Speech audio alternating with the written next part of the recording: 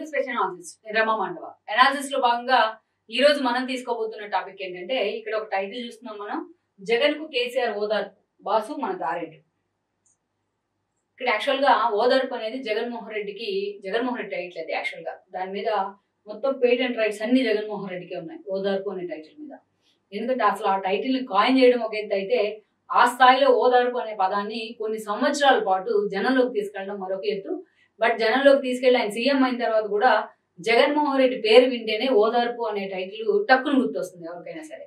కొన్ని సినిమాల్లో, అదేవిధంగా కొన్ని సోషల్ మీడియా ట్రోల్స్ లో ఓదార్పు అనేది ఎప్పుడు కూడా ట్రోల్ అవుతూ ఉంటుంది, ఎప్పుడు వార్తలో ఉంటుంది, ఎప్పుడు ట్రెండింగ్ లో కూడా ఉంటుంది ఆ వర్డ్.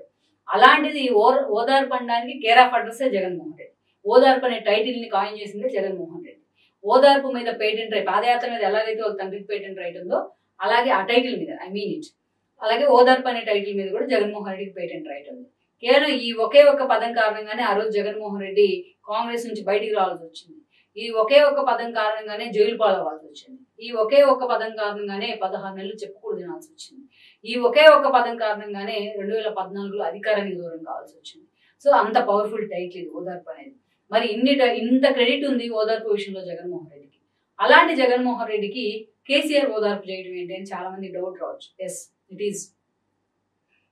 అందుకు కారణం ఏంటంటే ఇద్దరు ఇప్పుడు ఒకటే పడవలో ప్రయాణం చేస్తూ ఉన్నారు. వీళ్ళిద్దరు కూడా గతంలో వీళ్ళు చేసిన పనులు కానీ, వీళ్ళు నడిపించిన వ్యవహారాలు కానీ, రెండు రాష్ట్రాల కేంద్రంగా ముఖ్యమంత్రుల స్థాయిని మరిచి వీళ్ళు సృష్టించిన ఒక చీకటి సామ్రాజ్యాలు కానీ ఈరోజు వీళ్ళని అధఃపాతాలానికి తొక్కేశాయి. ఎక్కడైతే పొగరుంటుందో అధికారం, ఎప్పుడైతే అధికారం అనేది మన క్యారెక్టర్ని ఎన్హాన్స్ చేయాలి, కానీ అధికారం ఎక్కడైతే ఒక పొగరుగా ఉంటుందో, అధికారంతో ఎలాగైతే మదం తలకెక్కుతుందో, అధికారంతో ఎలాగైతే గర్వం వస్తుందో, వాటన్నిటిని కూడా ప్రజల కిందకి దించారు. ఈ రోజున గర్వభంగం చేశారు వీళ్ళిద్దరికి. అందుకే ఈ రోజు వీళ్ళకి ఏం మిగిలింది అంటే ఒకరినొకరు ఓదార్చుకోవడమే మిగిలింది. ఒకరికి చెల్లి దూరం అయితే ఒకరి కూతురు జైల్లో ఉంది. సో ఒకరికి తల్లి దూరం అయితే ఒకరి కొడుకు కూడా అధికారాన్ని కోల్పోయింది. కొడుకు భవిష్యత్తు కూడా ప్రశ్నార్థకంలో పడిన పరిస్థితుంది. అలా వీళ్ళిద్దరికి ఏం మిగిలింది అంటే ఈరోజు ఒకరినొకరు ఓదార్చుకోవడమే మిగిలింది. అయితే ఇక్కడ ఏంటంటే కొంచెం ముందుగా, ఎందుకంటే తెలంగాణ ఎలక్షన్స్ ముందు జరిగాయి కాబట్టి ఏపీ కంటే, తెలంగాణ ఎన్నికల్లో కేసీఆర్ ఓడిపోయిన తర్వాత జగన్మోహన్ రెడ్డి ఆయన ఓదార్చే ప్రయత్నం చేయలేదు. ఒక ట్విస్ట్, ఎప్పుడు ఓడిపోయినందుకు కూడా ఆయన్ని కనీసం కన్సర్న్ చూపించే ప్రయత్నం చేయాల. గెలుపులో మాత్రం కీలక పాత్ర పోషించారు. రేపు ఉదయం ఎన్నికలు అనగా కూడా ఇవాళ నాగార్జున సాగర్ దగ్గర పోలీసులను మోహరించి ఆ స్థాయిలో ఒక హడావిడి చేశారు. బట్ వీళ్ళిద్దరి మధ్య సత్సంబంధాలు చాలా రోజుల నుంచి ఉన్నాయి. ఎప్పుడైతే చంద్రబాబు నాయుడు బీజేపీతో ఆయన ఏదైతే బ్రేకప్ అయ్యి 2019 ఎన్నికల కంటే ముందు విభజన హామీల వేదిక కాంగ్రెస్ తోని పొత్తులు పెట్టుకునే ప్రయత్నం చేశారో, ఇంకా అంతకు ముందు కంటే ఓటు నోటప్పటి నుంచి కేసీఆర్ చంద్రబాబు నాయుడు మధ్య ఆ స్థాయిలో ఒక కాన్ఫ్లిక్ట్ ఉంది. ఇక అటు బీజేపీ ఇటు కేసీఆర్ కలిసే జగన్ గెలుపులో కీలక పాత్ర పోషించారనేది వాస్తవం 2019లో. అప్పుడు 2018లో తాను గెలిచిన తర్వాత రెండోసారి రిటర్న్ గిఫ్ట్ పేరుతోని చంద్రబాబు రిటర్న్ గిఫ్ట్ పేరుతో కేసీఆర్ ఆ స్థాయిలో హడావిడి చేశారు. ఈ రోజు సైలెంట్ రిటర్న్ గిఫ్ట్ ఇచ్చారు చంద్రబాబు నాయుడు ఆయనకి. సో తన గెలుపు రూపంలో, బీజేపీతో పొత్తుల రూపంలో. So what ever it may, ఆ పరిణామాలను మనం పక్కన పెడితే, ఇక కేసీఆర్ ఎప్పుడైతే జగన్మోహన్ రెడ్డి సీఎం అయ్యారో అప్పటి నుంచి వాళ్ళిద్దరి మధ్య సత్సంబంధాలు, కాళేశ్వరం ప్రాజెక్ట్ శంకుస్థాపనలు కూడా జగన్మోహన్ రెడ్డి గెస్ట్ గా రావడం, అనేక కీలక అంశాల్లో వీళ్ళిద్దరు కలిసి తాడేపల్లికి కేసీఆర్ వెళ్ళడం, కేసీఆర్ దగ్గరికి జగన్మోహన్ రెడ్డి వెళ్ళడం, ఒకరి ప్రభుత్వంలో ఒకరు పొగుడుకోవడం, ఇలాంటి చాలా ఇన్సిడెంట్స్ వచ్చినాయి. ఇక ఏకంగా చెవిరెడ్డి లాంటి వాళ్ళు, పెద్దిరెడ్డి లాంటి వాళ్ళు కేసీఆర్ జగన్మోహన్ రెడ్డి కోసం ఎంత పనిచేశారు అంతకంటే ఎక్కువగా కేసీఆర్ కోసం చాలా సందర్భాల్లో పనిచేసి ప్రచారం చేసిన సందర్భాలు ఉన్నాయి. ఏకంగా వైఎస్ఆర్సీపీ ప్రచార రథాలని టీఆర్ఎస్ కోసం కూడా వినియోగించిన సందర్భాలు ఉన్నాయి.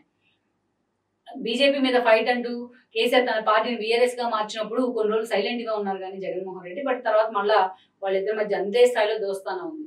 అప్పుడప్పుడు తను ఇక్కడ ప్రత్యర్థులు విమర్శించినప్పుడు ఏపీని కంపేర్ చేస్తూ, రోడ్లను, అక్కడ పవర్ను, పరిపాలన కంపేర్ చేస్తూ హరీష్ రావు లాంటి వాళ్ళు, కేటీఆర్ లాంటి వాళ్ళు మాట్లాడారు కానీ, బట్ వాళ్ళకి లోపల మాత్రం జగన్ అంటే ఆ స్థాయిలో అభిమానం ఉంది.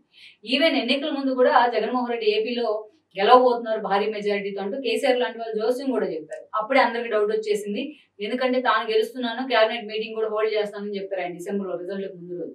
సో అక్కడ ఓడిపోయారు ఆయన. సో అదే రిజల్ట్ ఏపీలో కూడా రిపీట్ అవుతుందని కూడా అందరూ అంచనాలు వేశారు. అదే రిజల్ట్ వచ్చింది. ఈ రోజున జగన్ ఓడిపోవడం ఒక బాధ అయితే కేసీఆర్, చంద్రబాబు గెలవడం ఇంకో పెద్ద బాధ అనుకోవాలి, తన ప్రత్యర్థి కదా. సో ఇక్కడ చూసినట్లయితే ఈరోజు ఓదార్పు విషయానికి వచ్చినట్లయితే కేసీఆర్ ఓడిపోయిన తర్వాత జగన్మోహన్ రెడ్డి ఆయన ఓదార్చలేదు. కేసీఆర్ ఎప్పుడైతే తుండి ఎముక విరగొట్టుకుని ఆయన హాస్పిటల్ పాలయ్యారో, తను ఫామ్ హౌస్ లో పడ్డారు ఆయన సీఎం గా రిజైన్ చేసిన 3వ రోజు. దెన్ అక్కడి నుంచి కూడా ముందుగా రేవంత్ రెడ్డి వెళ్ళారు. కొత్త ట్రెండ్కి తెరదీశారు ఆయన. తన ప్రత్యర్థి తన జైల్లో పెట్టించారు. ఓటు నోటు పేరుతో తన ఫ్యామిలీని హ్యూమిలియేట్ చేసిన కేసీఆర్ దగ్గరికి స్వయంగా రేవంత్ రెడ్డి వెళ్ళారు. ఆయన హాస్పిటల్లో పరామర్శించారు.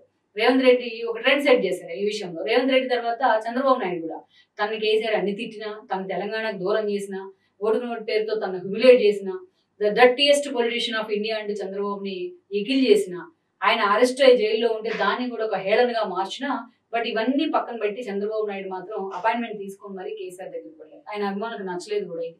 చంద్రబాబు నాయుడు అభిమానులకు మాత్రం కేసీఆర్ని పరామర్శించారు కూడా హాస్పిటల్లో. అయితే ఇన్ని జరిగినా ఎంతమంది వస్తున్నాయని ప్రత్యర్థులు కూడా, బట్ జగన్మోహన్ రెడ్డి రాలేదు. ఎప్పుడైతే ఆయన మీద విమర్శలు వచ్చాయో అప్పుడు జగన్మోహన్ రెడ్డి స్వయంగా వెళ్ళి కేసీఆర్ని పరామర్శించారు.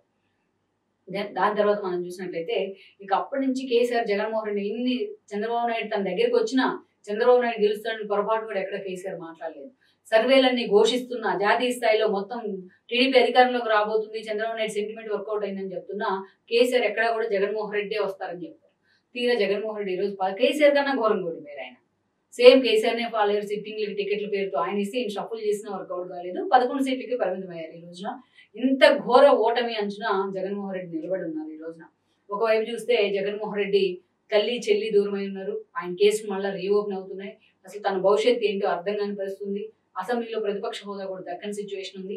ఇలాంటి సిచ్యువేషన్ లో ఈ రోజు అటువైపు చూసినట్లయితే, అటు కేసీఆర్ వైపు చూస్తే తన కూతురు జైల్లో ఉన్నారు, తీహార్ జైల్లో. ఇక కేటీఆర్ లాంటి వాళ్ళ భవిష్యత్తు ఏంటంటే ఒక పెద్ద క్వశ్చన్ మార్క్ చేసి పెట్టారు కేసీఆర్ ఈ రోజున. ఇలాంటి పరిస్థితుల్లో జగన్మోహన్ రెడ్డి దగ్గరకు కేసీఆర్ వెళ్ళబోతున్నారు అనేది ఒక చర్చ. ఎందుకంటే తన ఓదార్చి హాస్పిటల్కి వచ్చి, అదేవిధంగా తన గెలుపులో పాప నాగార్జున సాగర్ దగ్గరికి పోలీసులు పంపించి కీలక పాత్ర, తన ఓటమిలో కీలక పాత్ర పోషించిన జగన్మోహన్ రెడ్డికి ఆ మాత్రం అండగా నిలబడాల్సిన అవసరం కేసీఆర్కి ఉంది. అందుకే వీళ్ళిద్దరూ కూడా ఈ రోజున కలవబోతున్నారని చర్చ ఉంది. జగన్మోహన్ రెడ్డిని త్వరలోనే కేసీఆర్ హైదరాబాద్ వేదికగా కూడా వీళ్ళిద్దరూ భేటీ అవుతున్నారని కూడా చెప్తున్నారు. మొత్తానికి భేటీ అయితే ఇక్కడ జగన్మోహన్ రెడ్డి కేసీఆర్ ఓదార్ప, కేసీఆర్ జగన్ ఓదార్ప పక్కన పెట్టి వీళ్ళిద్దరూ కలిసి ఒకరినొకరు ఓదార్చుకునే అవకాశం అయితే అలాంటి అవకాశమే ఉన్నాయి. ఇప్పుడు అలాంటి పరిస్థితి ఇద్దరికి ఎదురు కాబోతుంది. తమ ఉమ్మడి ప్రత్యర్థి అయిన చంద్రబాబు నాయుడు ఈరోజు భారీ మెజారిటీతో పవన్ కళ్యాణ్ అంటే ఒక పవర్ఫుల్ వ్యక్తితో కలిసి గవర్నమెంట్ ఫామ్ చేశారు. వీళ్ళకి ఎన్డీఏ వచ్చి కలిసింది. ఈరోజు ఏదైతే కేంద్ర ప్రభుత్వంలో మోడీని కూడా శాసించే స్థాయికి చంద్రబాబు నాయుడు వచ్చారు. ఏ నోటితో అయితే వీళ్ళిద్దరు చంద్రబాబు నాయుడిని గెయిన్ చేశారో అదే నోటితో ఈరోజు చంద్రబాబు నాయుడు సీఎం అయిన పరిస్థితి ఉంది. సో అలాంటి సిచ్యువేషన్ లో ఒకరినొకరు ఓదార్చుకోవాల్సిన సందర్భం అయితే ఉంది. దానికి త్వరలోనే వీళ్ళిద్దరు కూడా హైదరాబాద్ వేదికగా కలవబోతున్నారని మన దగ్గర ఉన్న సమాచారం. మరి నెక్స్ట్ వీళ్ళిద్దరు పొలిటికల్ అడుగులు కూడా కలిసే ఉంటాయా, మరి ఎలా ఉంటాయనేది మనం చూడాల్సి.